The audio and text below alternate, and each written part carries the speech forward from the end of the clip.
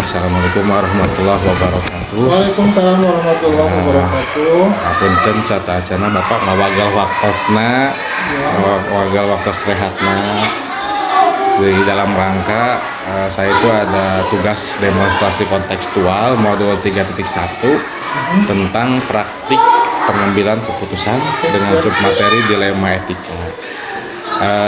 Sebelumnya gimana Pak, kabarnya sehat? Alhamdulillah dalam keadaan sehat. Alhamdulillah ya Pak. Terapi saat juga. Alhamdulillah Pak sehat. Terlihat Bapak seperti cerah ya Pak ya. Sehat dalam keadaan kondisi baik Pak. Bolehkah Pak saya untuk mengajukan beberapa pertanyaan terkait tentang pengambilan keputusan yang telah Bapak lakukan? Silakan. Siap Pak, izin Pak sebelumnya saya ingin mengajukan beberapa pertanyaan. Yang pertama, selama Bapak menjadi kepala sekolah, adakah suatu masalah yang menimbulkan dilema dalam penyelesaian masalahnya Pak? Jika ada boleh diceritakan. Supaya lebih jelas untuk pertanyaannya, boleh dijelaskan dulu yang dimaksud dilema di sini seperti apa?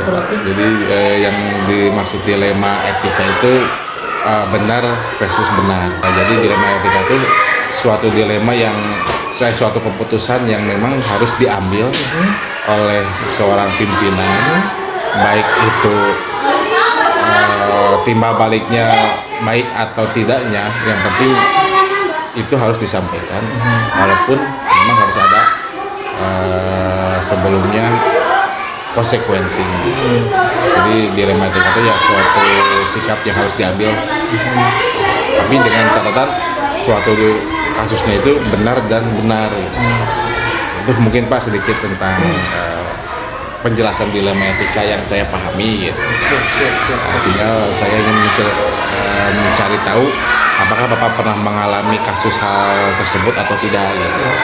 Selama saya jadi kepala sekolah memang pastinya dilema etika itu yang dimaksud oleh para itu pastinya akan terjadi ya Pak ya, karena yang namanya peraturan itu tidak sepenuhnya mampu dilaksanakan dengan sempurna gitu, karena ada beberapa kenyataan yang tidak bisa dipaksakan gitu ya Pak ya.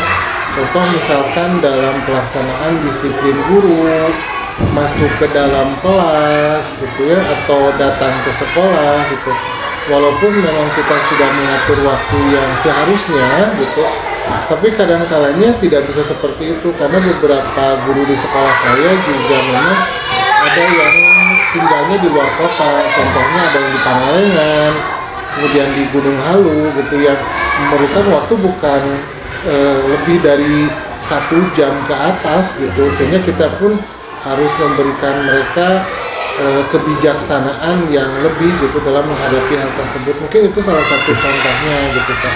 Baik Pak, alhamdulillah ternyata ada lumayan lah Pak banyak kasus yang mungkin ada beberapa kasus yang mungkin harus diambil keputusan sesegera mungkin ya Pak ya.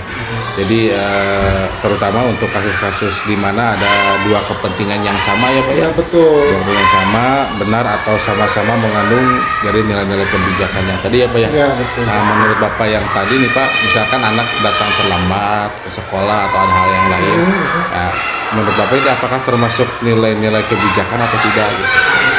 Ya tentu saja nilai kebijakan Pak di situ yang bermain gitu ya. Seharusnya memang tepat waktu, seharusnya melaksanakan tugas itu dengan sesuai peraturan ya Pak ya. Tapi kadang-kadangnya apa yang terjadi di lapangan itu dinamis Pak, tidak bisa kita itu selalu harus tepat gitu Pak. Kadang-kadang kita harus memberikan sedikit toleransi untuk beberapa hal tertentu gitu. Jadi ada nilai kebijakan harus ada tertanam ya Pak ya. Betul. Setiap maupun dalam pengambilan keputusan maupun dalam peraturan sekolah itu sendiri ya Pak. Nah menurut Bapak nih, apakah ada langkah-langkah atau strategi yang ingin Bapak terapkan terkait tentang kasus yang Bapak alami tersebut? Kalau untuk hal-hal tersebut tentu kita sebagai pimpinan selalu mengupayakan hal tersebut melalui berbagai cara Pak. Jadi kita selalu mengingatkan terkait kedisiplinan, kita juga selalu mengambil langkah menjadi contoh gitu Pak. Tapi kadang-kalanya kalau misalkan ada sesuatu hal yang yang mungkin sedikit berbeda gitu Pak, kita harus memberikan sedikit toleransi. Karena kalau dalam pemahaman saya gitu Pak, bukan melulu tentang peraturan itu harus ditaati gitu, tapi lebih kepada kenyamanan di sekolah gitu. Selanjutnya Pak, ini yang ingin saya tanyakan, hal apa saja yang selama ini dianggap efektif di salah satunya dalam pengambilan keputusan pada kasus dilema etika yang tadi Bapak barusan? Ya, jadi kalau menurut saya kita harus memberikan tanggung jawab Pak, karena yang kita hadapi itu adalah orang dewasa Pak. Ketika kita memberikan paksaan, ketika kita memberikan ketegasan tanpa adanya ruang untuk berdiskusi, untuk bertoleransi, maka kecenderungannya menjadi kontraproduktif Pak. Gitu. Maka menurut saya kita perlu memberikan peraturan itu harus terus kita upayakan, tetapi sedikit toleransi, kebijaksanaan itu juga harus ditekankan juga, karena manusia itu sebetulnya harus diberikan tanggung jawab kalau orang dewasa Pak. Gitu. Jadi biarkan dia yang mengeksplor sendiri gitu.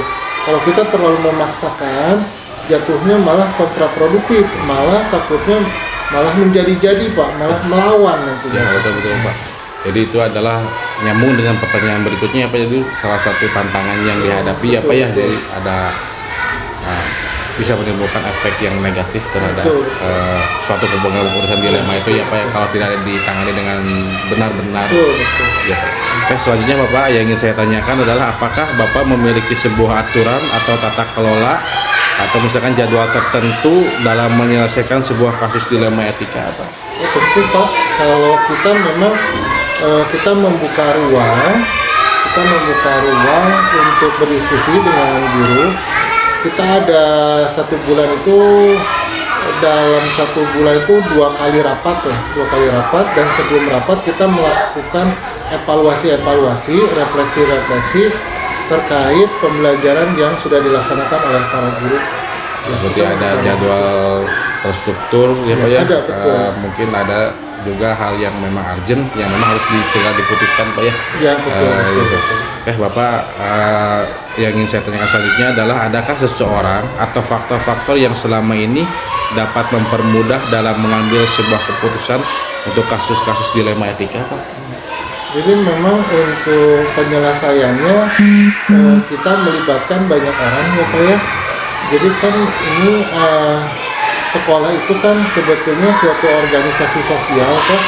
Jadi kita tidak bisa mengambil tindakan perseorangan dari pimpinan. Kita harus bisa melibatkan banyak pihak Pak.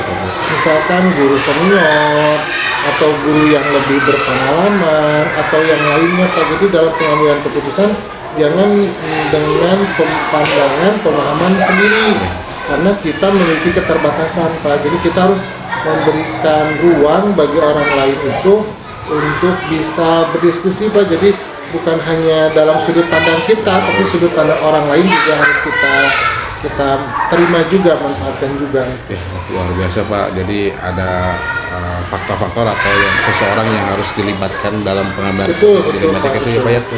Kemudian Pak, pertanyaan dari saya terakhir itu dari semua hal yang Bapak sampaikan barusan, pembelajaran apa yang dapat Bapak petik dari pengalaman dalam mengambil keputusan itu Pak? Jadi kan setiap pengambilan keputusan pastinya menimbulkan konsekuensi ya Pak ya.